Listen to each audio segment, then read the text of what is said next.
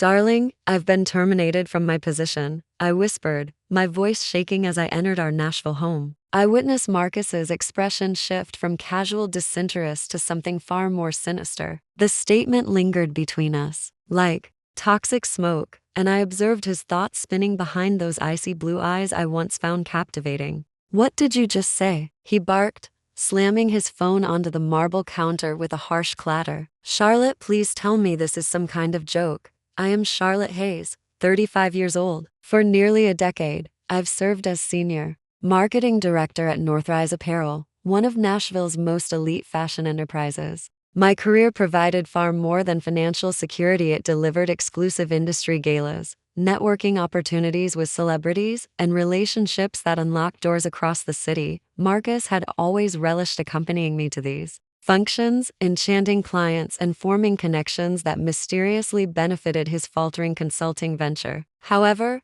tonight marked a crucial test. That very morning, I'd received the promotion of my dreams, vice president of brand strategy, with compensation that would almost triple our combined earnings. Rather than celebrating, I found myself tormented by mounting suspicions that had consumed me for months. Marcus appeared more fascinated by my professional schedule than our intimate moments. He memorized my colleagues' names better than my preferred dining establishments. When I shared workplace concerns, he'd inquire about specific accounts. When I proposed quiet evenings together, he'd mention upcoming industry gatherings. "I'm devastated," I continued, forcing moisture into my eyes. "The restructuring devastated my entire division. They dismissed me this morning." Marcus dragged his fingers through his impeccably styled hair, prowling our living space like a trapped predator. "This is catastrophic. Do you comprehend the implications? The Morrison presentation is scheduled for next week. I was depending on your introduction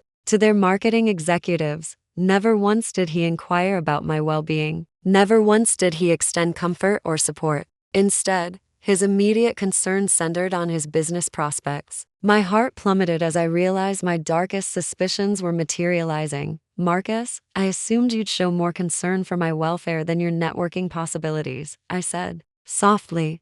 "Concerned for you?" He laughed with bitter contempt. "Charlotte, you've just obliterated everything we've constructed. Your position wasn't merely income, it was our complete social infrastructure. Without your role at Northrise, we're invisible in this city." The poison in his tone made me retreat. This wasn't the man I'd wed 3 years earlier, or perhaps this wasn't the facade he'd maintained during our courtship. I encountered Marcus 4 years ago at a Northrise charity fashion exhibition. He'd approached during cocktail hour, radiating charm and that devastating smile, claiming interest in sustainable fashion consulting. Reflecting now, I should have recognized he'd studied the guest registry and specifically targeted me. At the time, I was flattered by his attention and impressed by his industry knowledge. Our initial romance had been a whirlwind of elegant dinners and weekend escapes, but I began noticing patterns after cohabitation. Marcus consistently seemed more energized before my professional events. He'd pose detailed questions about attendees, their roles, and potential business value. When I'd return exhausted from lengthy workdays, he'd brighten if I mentioned meeting someone new or securing major clients.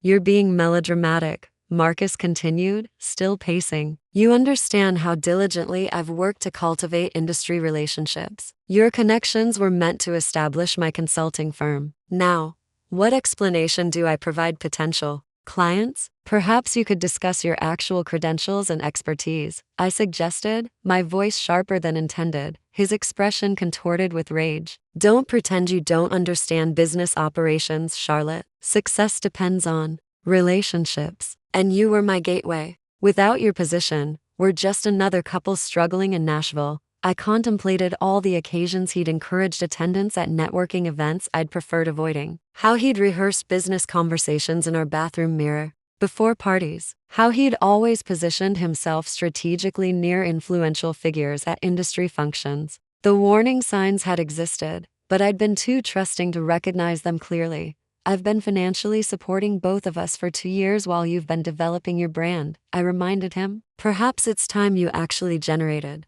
income instead of collecting business cards." "This exemplifies exactly what I mean," Marcus retorted. "You've always dismissed my work. You've never grasped the long-term strategy. Building a consulting business requires time, and your position was supposed to provide that time. His phrasing made it sound like a tool rather than my career. I realized that in his mind, I'd never been Charlotte the individual, I'd been Charlotte. The networking opportunity, the social ladder, the meal ticket to Nashville's business elite. So what happens now? I asked, curious about the extent of his selfishness. I'm uncertain, he said, throwing his hands up in frustration. I suppose I'll need to rebuild everything from nothing. Perfect timing, Charlotte. Absolutely perfect. He grabbed his keys and headed toward the exit. I need fresh air. I can't handle this right now. The front door slammed with such force that our wedding photograph trembled on the side table. I stood in the sudden silence, processing what had transpired. In my darkest suspicions, I'd imagined disappointment about lost social connections. But I'd never anticipated such cold, calculating selfishness. I walked to our bedroom and opened my laptop, staring at the email from my supervisor that had arrived that morning. Congratulations on your promotion to Vice President of Brand Strategy. Your leadership and vision have been instrumental to our company's success, and we're excited about your future accomplishments. The salary figure represented financial freedom I'd worked years to achieve. But now it felt empty. Knowing my husband valued me only for professional benefits. My phone buzzed with a text from colleague Jasmine. Girl, I saw the announcement. Vice President before 36. You're incredible. Drinks tomorrow to celebrate.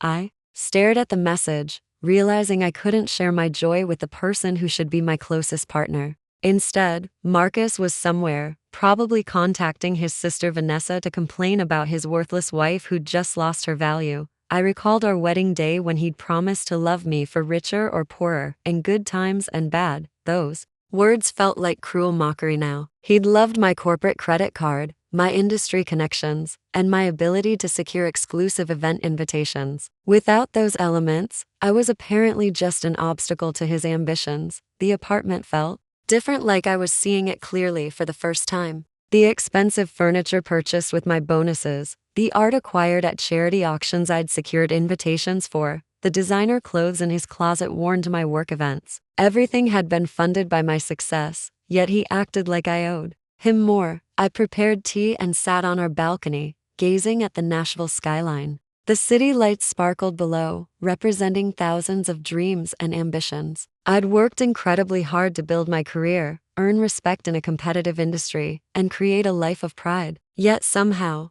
I'd allowed Marcus to make me feel like my worth was tied to what I could provide rather than who I was. Tomorrow, I would reveal the truth about my promotion. Tonight, I needed to process the devastating realization that my marriage might be built on foundations as shallow as my husband's social climbing aspirations. Marcus didn't return until nearly midnight. I heard his key, followed by careful footsteps of someone avoiding waking a sleeping spouse. I lay in bed, eyes closed but very much awake, listening to his movements. Part of me wanted immediate confrontation, but another part needed to see how far his selfishness extended. The next morning, I found him at the kitchen table with his laptop and phone, surrounded by coffee cups and business plans. He barely acknowledged my entrance. I've been considering damage control, he announced without greeting or apology for his harsh words. We need to contact your former colleagues immediately. If we position this correctly, maybe we can maintain those relationships despite your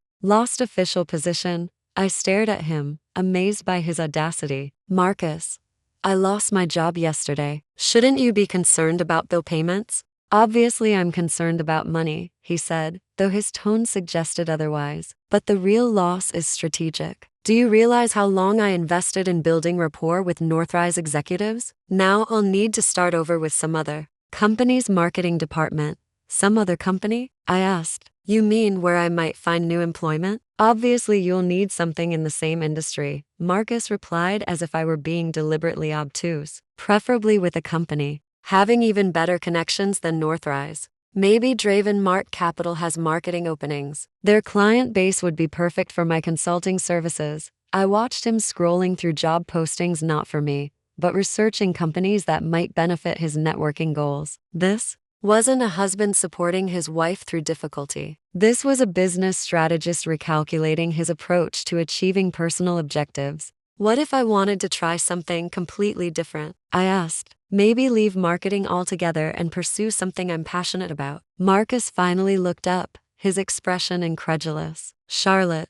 this isn't the time for career changes. We need to be strategic. Your value isn't just your salary, it's your industry position. Without that, what do we have to offer? His use of we made my skin crawl. There was no we in his thinking, only Marcus and his schemes, with me serving as his unwitting accomplice. I'm going to shower, I announced, needing to escape his calculating gaze. In the bathroom, I turned on the water and sat on the tub edge, processing his words. Your value isn't just your salary, it's your position in the industry. He'd reduced our entire relationship to a business transaction. I wondered how long he'd viewed me this way, and whether genuine feelings had ever existed between us. When I emerged 20 minutes later, I could hear Marcus on the phone in the living room. His voice carried a tone I'd never heard before, conspiratorial and intimate. I crept closer to listen, my heart pounding. I know, he was saying. The timing couldn't be worse. But maybe this is actually an opportunity for us. I pressed myself against the wall, straining to hear more. Charlotte losing her job changes everything, Marcus continued. I don't have to pretend anymore. She was useful for getting me established. But now, his voice trailed off as he moved further away. I felt like I'd been punched in the stomach. Who was he talking to? And what did he mean about not having to pretend anymore? I grabbed my phone and quietly opened the voice recording app, then crept closer to the living room. Marcus was standing by the window, his back to me, speaking in hushed tones. Vanessa, you don't understand, he said, and I realized he was talking to his sister. Charlotte's job was everything: the parties, the connections, the social status. That's what made this whole arrangement worthwhile. My hands trembled as I held the phone, ensuring it captured every word. I know you think I'm being harsh, Marcus continued, but you didn't see how she looked at me last night, like I was supposed to comfort her or something. She doesn't get it. This was never about love, it was about building something bigger. I had to bite my lip to keep from gasping aloud. 3 years of marriage and he was calling it an arrangement. Listen, Marcus said, his voice dropping even lower. There's something else I need to tell you. Remember Gabrielle from the Bright Ridge media launch party? We've been seeing each other for about 6 months now. My legs nearly gave out. An affair? He was having an affair. I know, he said, apparently responding to Vanessa's reaction. But Gabrielle works in brand management at Corwell Electric. She has connections throughout the entertainment industry and her family owns 3 hotels in downtown Nashville. She's everything Charlotte was supposed to be, but better. I felt bile rising in my throat. While I'd been working 60-hour weeks to support both of us, he'd been building a relationship with someone who could provide superior networking opportunities. The plan was to wait until I'd extracted everything useful from Charlotte's professional network, Marcus continued. But now that she's lost her job, there's no point in prolonging this. Gabrielle's already introduced me to 2 potential clients, and her father is considering hiring my firm for their hotel marketing campaigns. I heard him laugh, a sound that chilled me to the bone. Charlotte thinks this is about emotions and marriage vows, he said mockingly. She has no idea that successful people don't make decisions based on feelings. Everything is strategic. I needed her position to launch my career, and now I need Gabrielle's connections to take it to the next level. Of course, I feel bad for Charlotte, he added, though his tone suggested otherwise. She's not a terrible person. She's just naive. She actually believed I married her because I loved her. The recording on my phone showed 8 minutes and counting.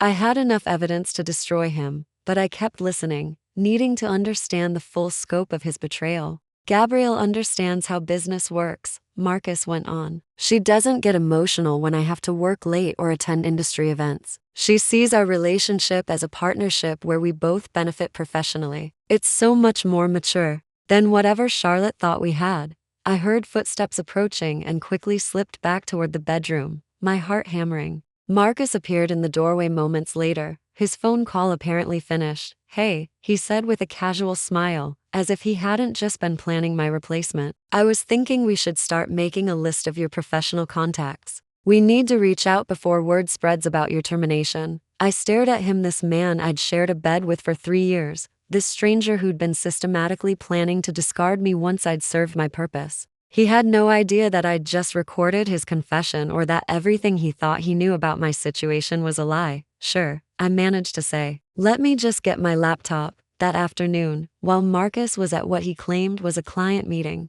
but was probably a rendezvous with Gabrielle, I sat in our living room with my laptop and phone, planning my next moves. The recording of his phone call was safely backed up to my cloud storage along with screenshots of his text messages I'd managed to access while he was in the shower. I called my friend Jasmine, who worked in our company's legal department. Charlotte. She answered cheerfully. Please tell me you're ready to celebrate your promotion. I've been dying to take you out. Actually, I need your advice about something more serious, I said. Hypothetically, if someone discovered their spouse was having an affair and planning to leave them for financial reasons, what would be the best way to protect themselves legally? There was a pause. Charlotte, please tell me this is actually hypothetical. I wish it were, I admitted and told her everything. The fake job loss, Marcus's reaction, the recorded phone call, and the affair with Gabrielle. Okay, first of all, document everything, Jasmine said immediately. Keep that recording safe and start gathering evidence of your financial contributions to the marriage. If Marcus has been using your income to support his business,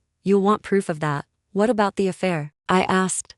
Tennessee is a no-fault divorce state, so adultery doesn't automatically affect asset division, Jasmine explained. But if you can prove he was planning to leave you for someone with better financial prospects, that could demonstrate fraud or deception, especially if he was using your resources to court his replacement. I spent the next few hours creating a comprehensive file. Bank statements showing my income supporting our lifestyle, emails where Marcus discussed business strategies that relied on my connections, photos from industry events where he'd clearly been networking instead of supporting me, and of course, the damning phone call recording. By the time Marcus returned home that evening, I had everything organized and safely stored in multiple locations. He walked in with flowers, cheap grocery store roses that looked like an afterthought, peace offering, he said with what I now recognized as his calculated, charming smile. I know I was harsh yesterday. This whole situation has me stressed, but I shouldn't have taken it out on you.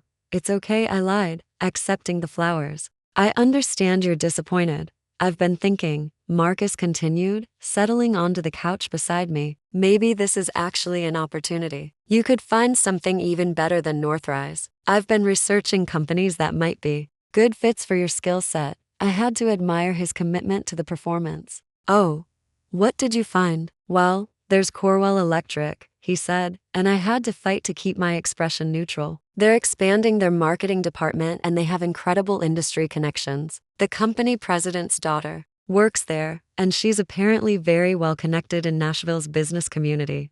Of course, he would suggest Gabrielle's company. The audacity was breathtaking. That sounds promising, I said. How do you know so much about their operations? Marcus's smile flickered for just a moment. I did some research online. Their marketing team has an impressive portfolio. More lies stacked on top of his foundation of deception. I wondered if he'd ever told me the truth about anything during our relationship. I have some good news, I announced, deciding it was time to begin my counterattack. I heard back from Northrise today. Apparently, there was a mistake with my termination. They want me to come in tomorrow to discuss my options. The relief that flooded Marcus's face was almost comical. Really? That's fantastic. What kind of options? I'm not sure yet, I said innocently, but it sounds promising. I could practically see the gears turning in his head, recalculating his timeline for discarding me now that I might still be useful. The next morning, I dressed in my best suit and left the apartment, telling Marcus I was going to Northrise for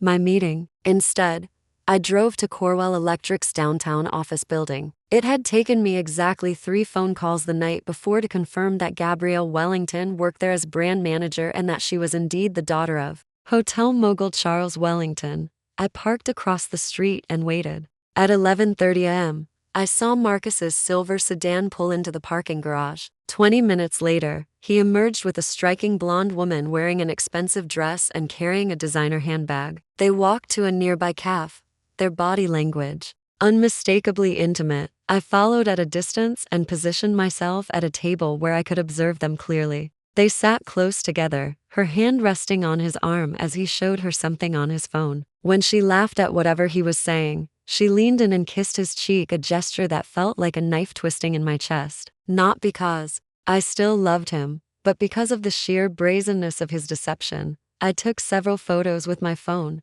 making sure to capture their faces clearly and document the timestamps. Then I called the CAF and asked to speak with the manager. "Hi, this might sound strange," I said when she came to the phone, "but I'm a private investigator working on a case. I'm currently observing two people at table 7, the man in the navy suit and the blonde woman. Would it be possible to get a receipt showing the date and time if they pay with a credit card?" "I can't give you private financial information," she said, "but I can confirm if someone was here at a specific time. If you have a legitimate legal reason, that would be perfect," I said. "I'll be in touch." Marcus and Gabrielle spent nearly 2 hours together, and their goodbye was anything but professional. I had enough evidence to prove the affair, but I wanted more. I wanted to understand exactly how he'd been using my professional relationships to court his replacement. That evening, Marcus returned home with an unusual amount of energy. He practically bounced through the door, humming under his breath. "Good news," he announced. "I landed a new client today. Corwell Electric wants to hire me for a marketing consultation project." I looked up from my laptop, feigning surprise. "Wow, that's amazing. How did you hear about the opportunity?" "Just good timing," he said vaguely. "I've been networking in the right circles." "What's the scope of the project?" I asked, curious to see how much he would lie. "Brand positioning for their hospitality division," Marcus replied. "Apparently, they're expanding their hotel partnerships and need fresh marketing strategies." Everything clicked into place. Gabrielle had given him insider information about her father's business expansion, and Marcus was using our joint savings to fund his consulting materials while positioning himself as an industry expert. He was literally using my money to impress his affair partner's family. "That's wonderful, honey," I said sweetly. "When do you start?" "Next week. And the best part is, if this goes well, they might introduce me to some of their partner companies. This could be the breakthrough I've been working toward." I nodded enthusiastically while mentally calculating how much of our joint money he'd been spending on his relationship with Gabrielle. The expensive dinners he claimed were client meetings, the new clothes he'd bought for important presentations, the sudden interest in luxury hotels where he said he was researching industry trends. It had all been courting activities funded by my income. "I'm so proud of you," I said, meaning every word ironically. "You've worked so hard for this opportunity." Marcus beamed, completely oblivious to the fact that his wife had just spent the day documenting his adultery and was planning to destroy every aspect of his carefully constructed deception. "Tomorrow, I tell him about my promotion," I said to myself after he went to bed. "And then the real fun begins." Within 6 months, Marcus's entire scheme had collapsed spectacularly. When I revealed his affair and manipulative behavior to our professional network, word spread quickly through Nashville's tight-knit business community. Corwell Electric terminated his consulting contract immediately after Gabrielle's father learned about the relationship, and several other potential clients withdrew their interest once they discovered how he'd been exploiting personal relationships for business gain. His reputation as an opportunistic social climber made him virtually unemployable in the industry he'd tried so hard to infiltrate. Gabrielle, faced with the embarrassment of her father's disappointment and the revelation of Marcus's calculated approach to their relationship, ended their affair and transferred to her family's hotel operations in Atlanta. Marcus, left with no income, no prospects, and a network of burned bridges, was forced to move back in with his mother in Memphis while working at a call center to pay his bills. Meanwhile, my promotion to vice president had opened doors I'd never imagined, leading to speaking engagements, board positions, and genuine friendships with people who valued my expertise rather than my connections. As I stood in my new corner office overlooking the Nashville skyline, I reflected on how testing Marcus had revealed not just his true nature, but my own strength and worth. Sometimes the most devastating betrayals become the greatest gifts, freeing us to discover who we really are when we stop trying to be what others need us to be.